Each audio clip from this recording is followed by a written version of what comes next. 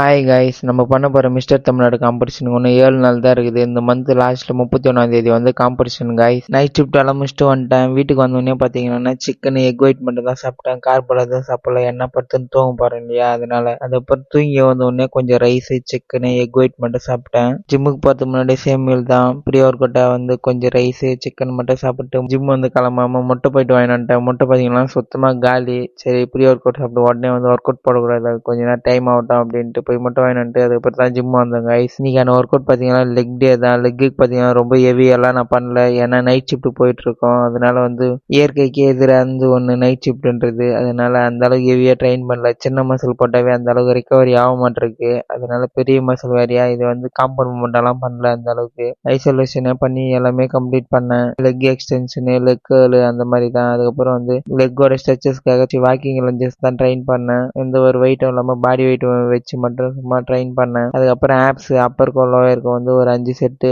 3 variation சைடெல்லாம் கூட train பண்ணேன். சைடு போடுறதெல்லாம் வீடியோ எடுக்கல கைஸ். காப்ஸ் ட்ரெயின் பண்ணேன். காப்ஸ் பார்த்தீங்கன்னா ஒரு 5 செட்டு. காப்ஸ் எல்லாம் நல்லா டீட்டெயிலாகவே நல்லா தெரியுது. அதுக்கப்புறம் வாக்கிங் கிளம்பிட்டேன் கைஸ். வாக்கிங்கும் பார்த்தீங்கன்னா 1 ஹவர். ரொம்ப டயர்டாக தான் இருக்குது நைட் ஷிஃப்ட் போயிட்டு வந்து பண்ணுறது எல்லாமே. அதுக்கப்புறம் ஒரு வழியாக வீட்டுக்கு வந்துட்டேன். வீட்டுக்கு வந்தோடனே கொஞ்சம் ரைஸு கொஞ்சம் சிக்கனு கொஞ்சம் எக் ஒயிட் மட்டும் சாப்பிட்டேன். அதுக்கப்புறம் நைட் ஷிஃப்ட் கிளம்பிட்டேன் கைஸ். புதுசாக பார்க்குறவங்க எல்லாம் வந்து ஃபாலோ பண்ணுங்க.